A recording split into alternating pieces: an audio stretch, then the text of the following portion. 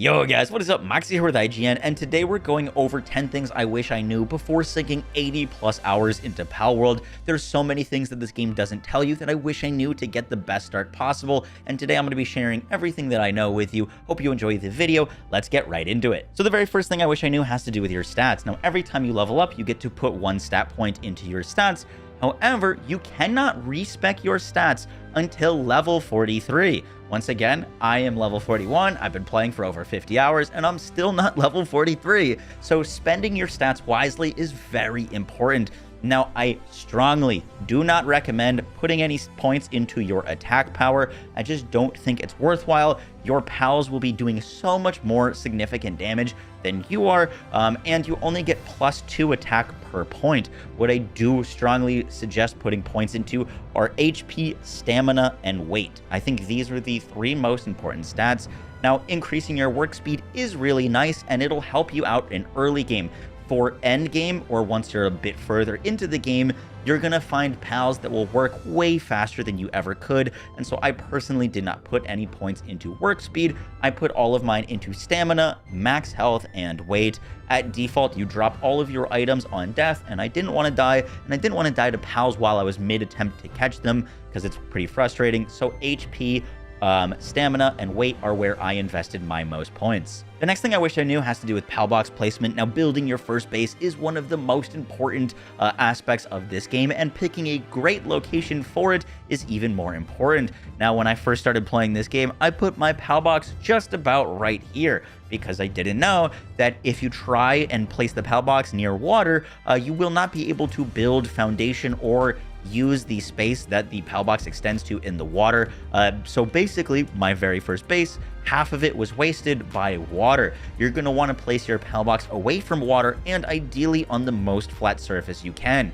Now, when you're placing your base, you're going to really want to try to find places that have ore, rocks, trees, palladium within it in a flat area, because if you place your pal box in an area that has naturally spawning resources, those resources will respawn every day, meaning if you place your pal box near ore, your pals will just naturally farm ore every single day, which can give you an infinite supply of it. If you're wondering if something is going to be within the range of your pal box, it does show you a little bit of a circle, but as you can see, that circle is pretty hard to tell where it actually is. You can kind of see it faintly over there.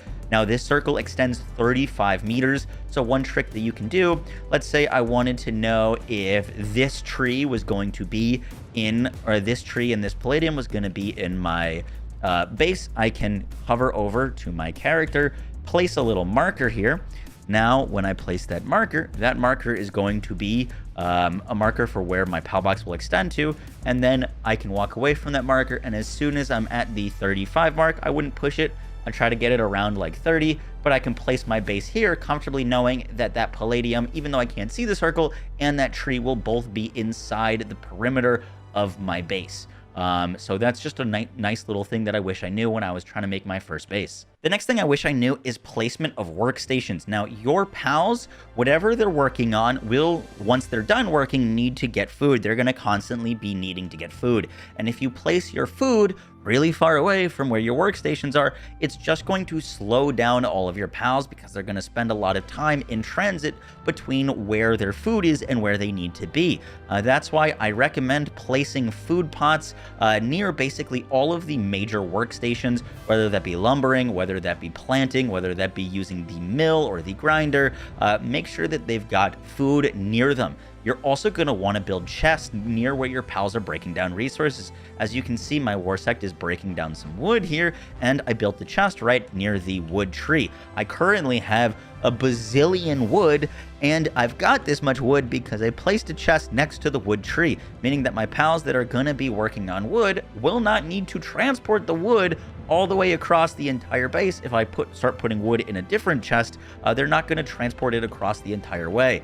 So you can build stashes for your ore next to your ore rocks. Build stashes for your wood next to your wood, and your pals will be the most efficient and take the less time transporting them. The next thing I wish I knew has to do with the elemental chart. Now, this element chart tells you what is effective against what, and one thing that you'll learn from looking at this chart in the survival guide is that fire is technically the best element in the game. Water is only good against one thing, ice is only good against one thing, and so on and so forth. However, fire is good against ice and grass. What this means is you can build an incredibly effective team with some fire pals, plus water pals to counter if you come across fire, and electric pals to counter if you come across water.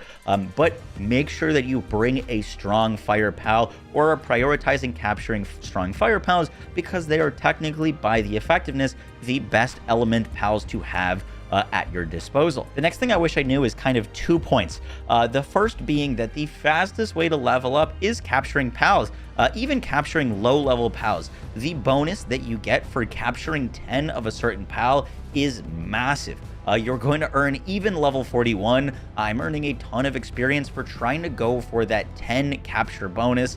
And the pals at the start of the game, the low level ones, are really easy to capture and get that bonus off. You're going to want to capture about 10 of every single pal that you come across that's early on. Now, the other thing that I wish I knew has to do with the back bonus for capturing pals.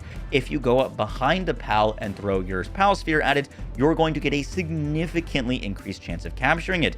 Here, I have an 8% chance aiming at its face and a 27% chance it'll pop up as back bonus by throwing it from a pal that is not detecting me, is sleeping, or has its back turned. This means that it's incredibly efficient to try to go out and capture a bunch of pals at night, because at night all the pals will be sleeping and you can capture them very easily by easily getting that back bonus.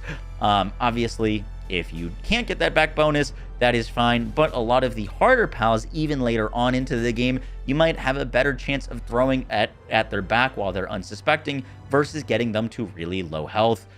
As you can see, I've captured a lot of Foxy Sparks, so when I capture a Foxy Spark, I get 44 experience for capturing one. If I capture this Rashirar, which I do not have a lot of, I'm going to get 4,000 XP versus 44 XP for a pal that I've already caught 10 of. The XP bonus that you get is just ginormous from capturing pals that you haven't captured 10 of. Now, you might be saying, I need a lot of pal spheres to capture all those pals. Well, that is where Vixy comes in. Vixy is a pal that you can capture in the starting area, and if you assign them to your ranch, they will just drop pal spheres and arrows.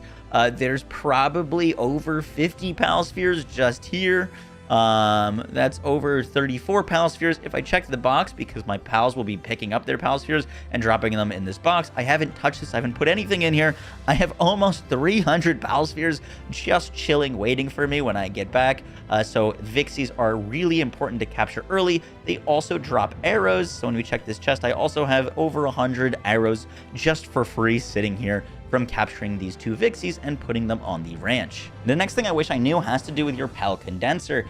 Now, when you're capturing all of these pals, you're going to have extras, and you can infuse those extras into your best version of your pal to power it up. For example, this Gore Rat that I have rolled with Shiny, so it's got plus 15% attack, and it rolled with Hooligan for another plus 15 attack, giving it 30% attack. Its passive full gorilla mode, whenever it's activated, it powers up and gains even more attack. So the extra Gore Rats that I have, I can actually infuse them into my best Gore Rat to give it even more damage. Now, the pal condenser looks like this, and you can do this with all of your pals that you get extra of. It doesn't cost anything besides the lives of the pals that you're sacrificing. For example, I've been leveling up this Fox Sparks that rolled with Musclehead to give it 30% increased damage, and every time that I infuse more Fox Sparks into it, I'm going to increase not only its base stats, but also its passive. So Huggy Fire is its passive, or a special ability that you get to pick up Fox Sparks and use it as a flamethrower.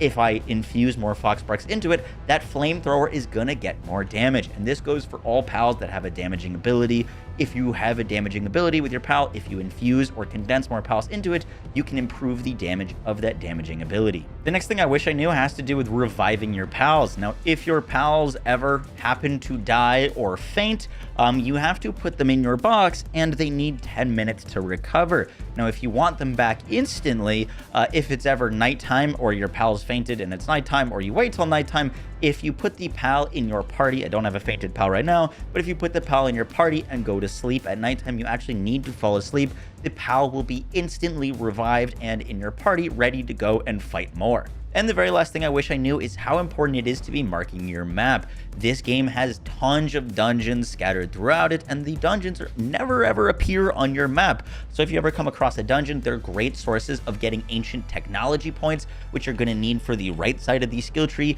and you will not be able to relocate these dungeons if you don't mark it on your map, or at least you can make your life a lot easier by marketing it. This same thing comes with resources.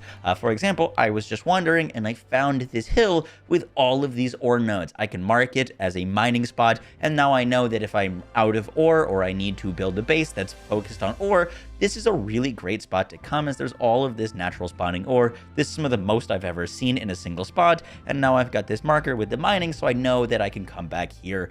Just making use of your map will make your life so much easier. That is going to do it for the video. For all things Palworld, stay tuned here at IGN.